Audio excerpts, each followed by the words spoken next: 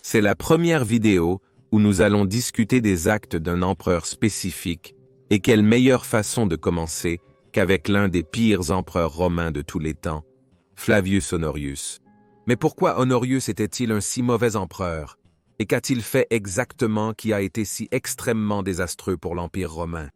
Eh bien, chers amis de l'histoire romaine tardive, découvrons-le ensemble.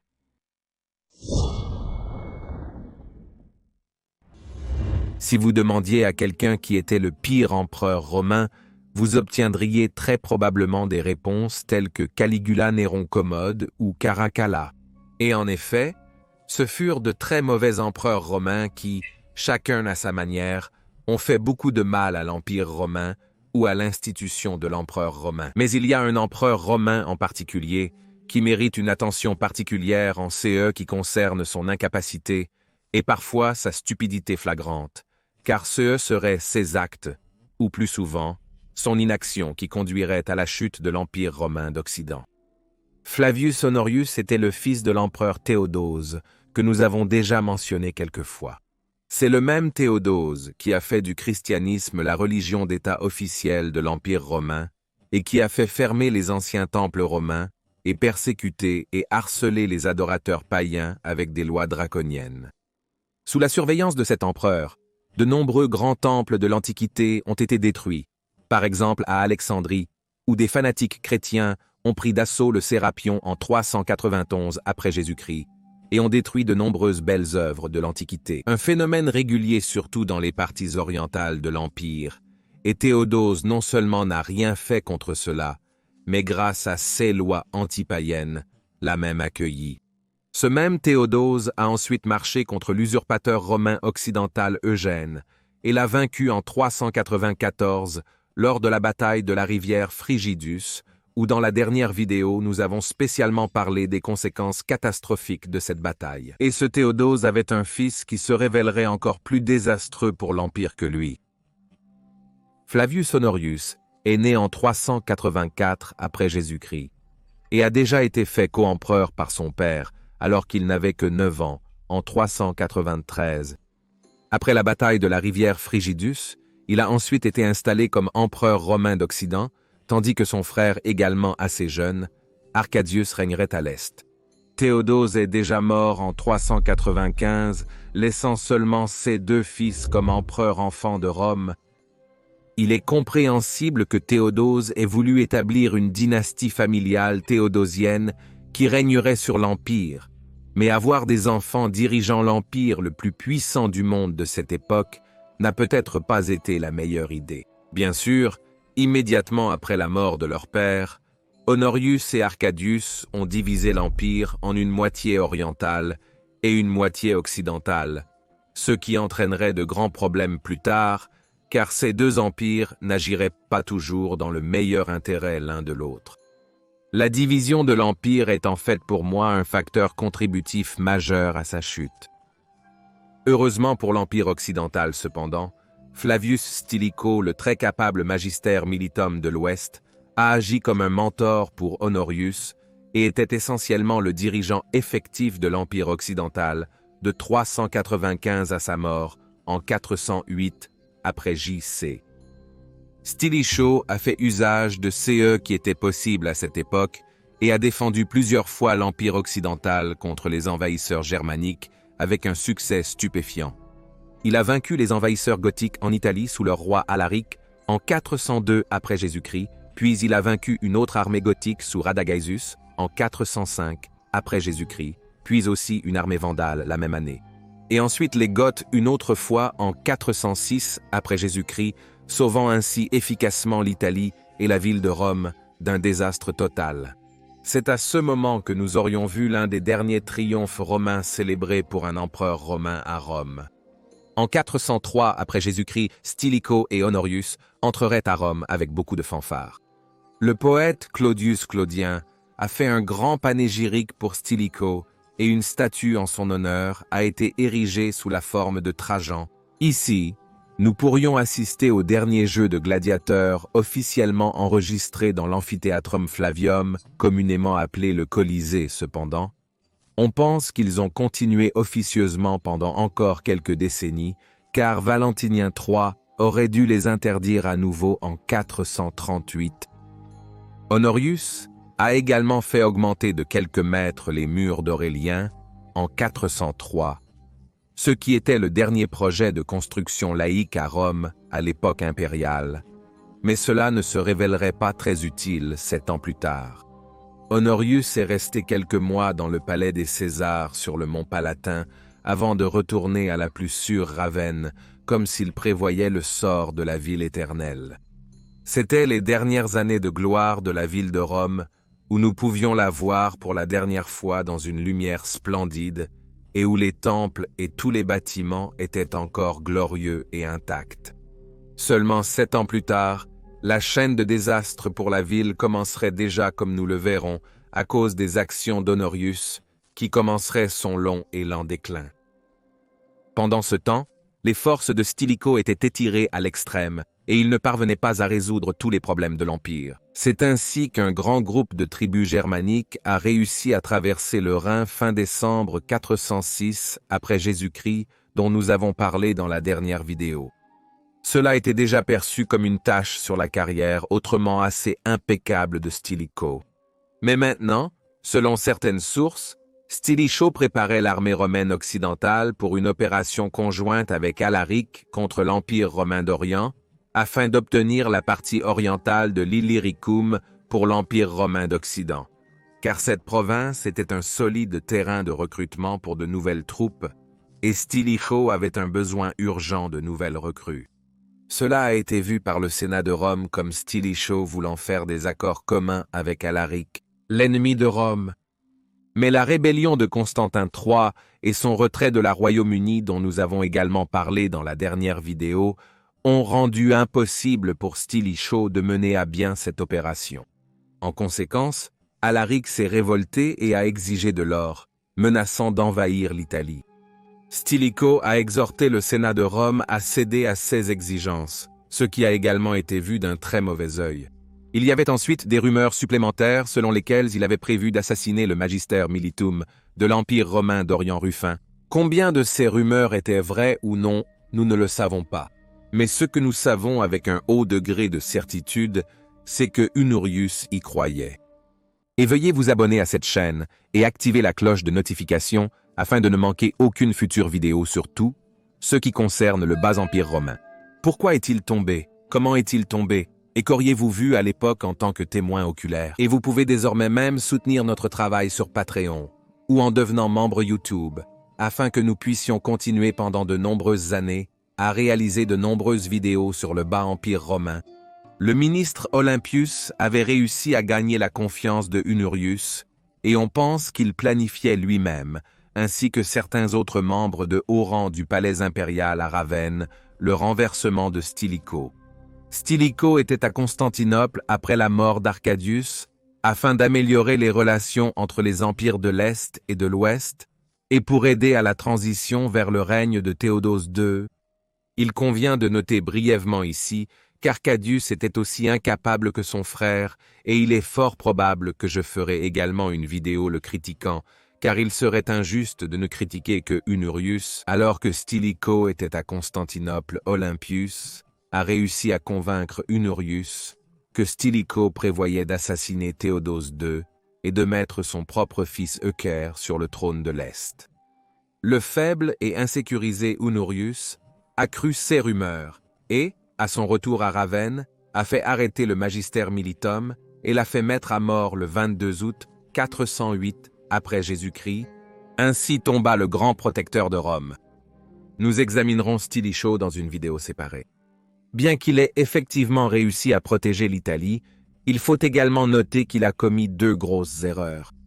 Premièrement, ne pas battre de manière décisive Alaric et Cès Wisigoth une fois pour toutes, voulant même arracher l'Illyricum à l'Est avec l'aide d'Alaric. Et deuxièmement, ne pas avoir arrêté l'invasion de la France après 406 après Jésus-Christ, ou du moins essayer de défendre la France, ce qui aurait encore été possible s'il avait agi rapidement. Mais au lieu de cela, il a choisi de négliger complètement la France et a préparé ses troupes pour cette opération conjointe avec Alaric, afin de gagner l'Illyricum pour l'Empire romain d'Occident. Si Stilicho n'avait pas pris ces décisions, il est très probable qu'il ne serait pas tombé en disgrâce et l'histoire de l'Empire romain d'Occident aurait pu être complètement différente. Mais alors que nous pouvons au moins en partie comprendre le raisonnement d'Honorius, maintenant la véritable stupidité et la méchanceté de cet empereur transparaissent. Non seulement il a fait tuer Stilicho, mais il a aussi fait tuer son fils Eucharios et tous les alliés de Stilicho, tuant des individus clés et ordonnant la confiscation des biens de quiconque avait occupé un poste pendant que Stilicho était au commandement. Il convient de mentionner qu'Honorius était tout le temps marié à Tementia, une fille de Stilicho. Elle devait certainement être très malheureuse de ces événements. Au moins, il ne l'a pas assassinée. D'autres, cependant, n'ont pas eu autant de chance, car Honorius a ordonné que les familles des troupes fédérati de Stilicho soient également massacrées. C'était un véritable pogrom contre les membres de la famille des troupes fédérati germaniques de Stilicho, surtout à Rome, les poussant à déserter en grand nombre pour Alaric et ses Wisigoths. Ainsi, avec cet acte malveillant et stupide, Honorius avait rendu les Wisigoths encore plus forts. En apprenant que Rome avait été privée de son grand protecteur, Alaric est retourné en Italie en octobre 408 après Jésus-Christ pour réclamer plus d'or et de terre où s'installer en tant que fédéré de l'Empire, ce que Stilicho lui avait promis. Et le voilà maintenant, seulement 5 ans après le triomphe à Rome en 403 après Jésus-Christ, la ville éternelle était soudainement assiégée par Alaric. Combien de choses peuvent changer en seulement 5 ans? La famine a éclaté dans la ville. Alors que la situation s'aggravait, le Sénat a décidé de soudoyer Alaric avec 5000 livres d'or et 30 000 livres d'argent. Après cela, la ville serait assiégée 2 fois de plus par Alaric, et ici nous verrions pour la première fois la pratique courante ultérieure d'un empereur romain proclamé par des envahisseurs germaniques. Priscus Attalus a été fait contre-empereur à Honorius par Alaric, forçant le Sénat de Rome à accepter ce nouvel empereur, menaçant de saccager la ville sinon. Attalus a à son tour promis de renouveler le traité de Stilicho pour donner aux Wisigoths des terres en Italie et les faire fédérati. Pendant ce temps, Honorius était assis sans rien faire dans sa Ravenna fortifiée, qui était beaucoup plus sécurisée que Rome, étant entourée de marais à l'ouest et de la mer à l'est. Mais au lieu de monter une armée et d'attaquer Alaric, Honorius était inactif à Ravenne, et s'il prenait des décisions, elles se révélaient le plus souvent être les mauvaises. Beaucoup de choses folles se sont passées pendant ces 2 années, entre 408 et 410, mais nous aurons besoin d'une vidéo entière pour cela. Mais ce qui peut être dit, c'est que, en raison de l'inaction et des mauvaises décisions d'Honorius, Rome a été pillée en août 410 par Alaric et ses Wisigoths, ce qui a envoyé des ondes de choc à travers l'Empire et porté un coup écrasant au moral romain. La ville n'avait pas été pillée depuis 800 ans et pour beaucoup de contemporains, c'était vu comme la fin du monde, la fin des temps. Un tel caractère apocalyptique avait cet événement.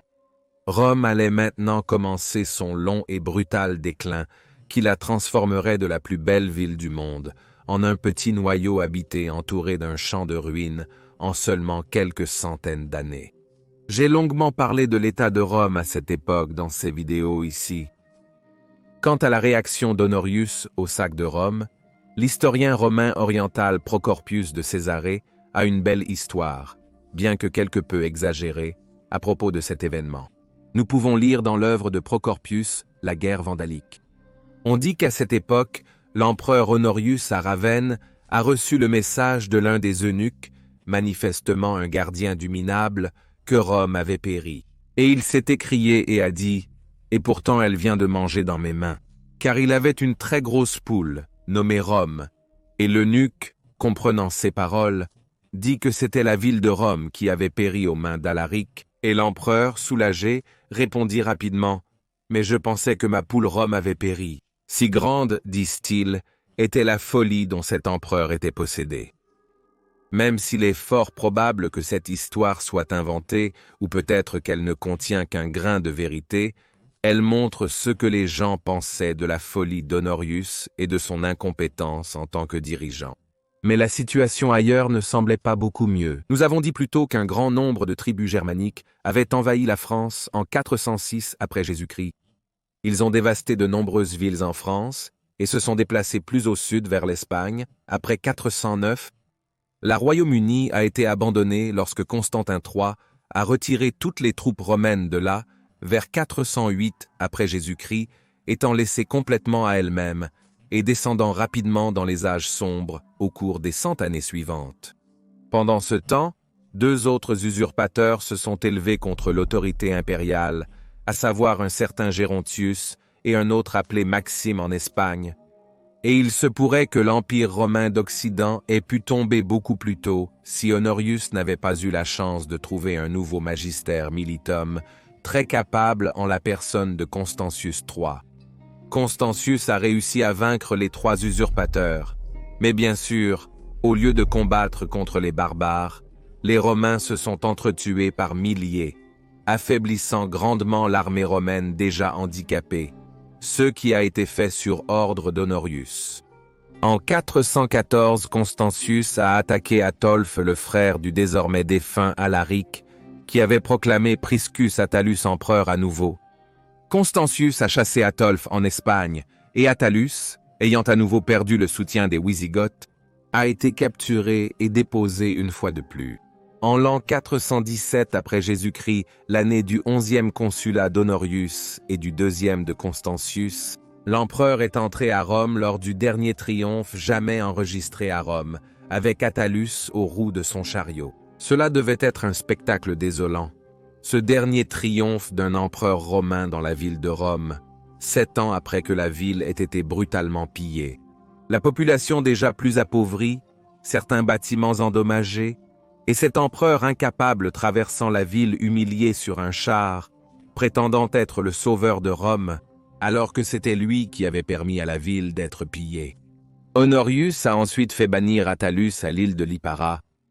Pendant ce temps, les Francs avançaient dans le nord-est de la Gallia et y établissaient un règne ferme, tandis qu'un traité signé en 418 après Jésus-Christ accordait aux Wisigoths le sud-ouest de la Gallia, l'ancienne Gallia Aquitania. On peut donc dire que même si Constance avait réussi à vaincre les Wisigoths sous Atolphe, il n'avait pas réussi à chasser à nouveau ces envahisseurs germaniques de l'Empire. L'armée romaine était trop dépassée à ce moment-là, et les guerres civiles constantes contre les usurpateurs ont beaucoup aggravé cette situation. En 417 alors, Constance a épousé la sœur d'Honorius, Galla Placidia. En 421, Honorius a élevé Constance au rang de co-empereur cependant, lorsque l'annonce de son élévation a été envoyée à Constantinople. Théodose II a refusé de le reconnaître. Furieux, Constance a commencé à préparer un conflit militaire avec l'Empire de l'Est. Mais avant qu'il ne puisse le commencer, il est mort début 422. Ainsi, Constance, qui aurait pu être un très capable empereur de l'Empire romain de l'Ouest, est mort trop tôt. Dans ces dernières années, Honorius aurait développé une attirance physique pour sa demi-sœur Galla Placidia, et pour échapper à ses attentions indésirables, Galla Placidia et ses enfants, le futur empereur Valentinien III et sa sœur Honorine ont fui à Constantinople. Mais Honorius tomba malade en 423 et mourut cette année-là. Son règne a été exceptionnellement long pour cette époque, 28 ans, et il était également assez rare qu'un empereur de ces temps ne meure pas d'une mort violente. Sous son long règne, l'Empire romain est passé de ceci à cela. La Royaume-Uni a été perdue, la Gallia et l'Espagne envahies, et des royaumes germaniques quasi indépendants se sont formés sur le territoire de l'Empire romain occidental.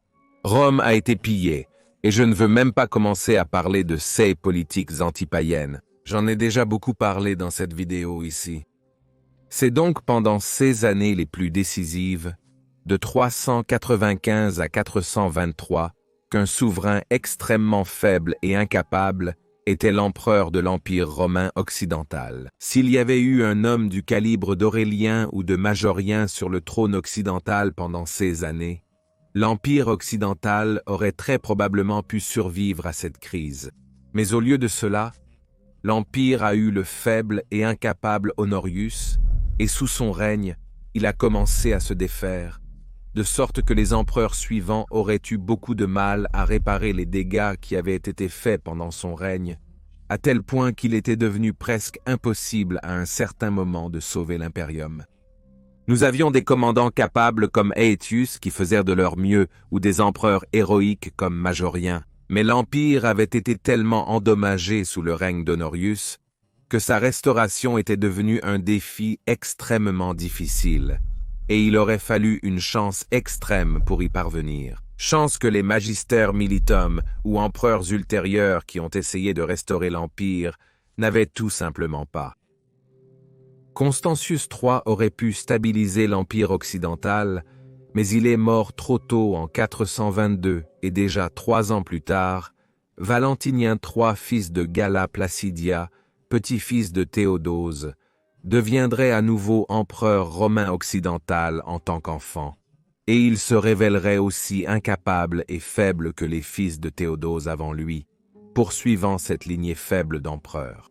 Nous parlerons de Valentinien III dans une autre vidéo, mais son règne a également été très long, et il a commis de nombreuses erreurs tout à fait à la hauteur de celles d'Honorius. Ainsi, à l'époque la plus décisive et importante de l'Empire romain occidental, il avait des dirigeants très faibles en la personne d'Honorius et de Valentinien III, mais c'était surtout pendant le règne d'Honorius que l'Empire occidental a commencé sa lente spirale de mort de 80 ans.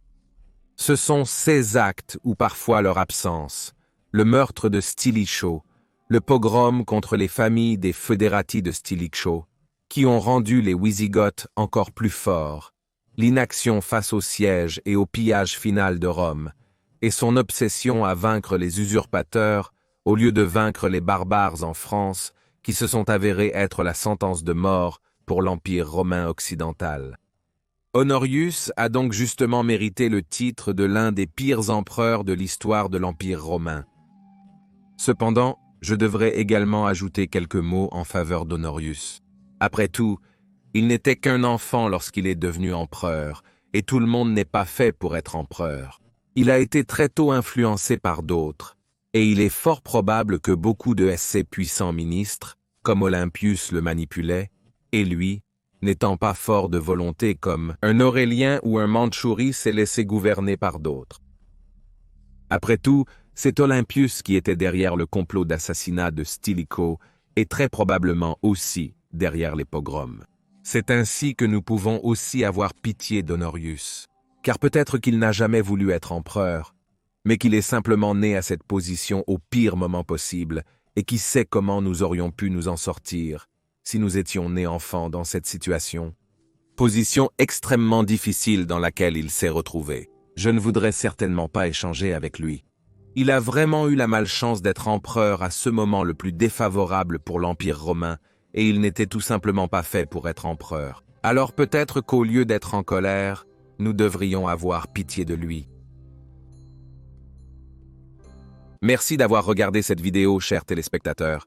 Et un grand merci en particulier à nos chers supporters sur Patreon et à nos supporters via l'adhésion YouTube.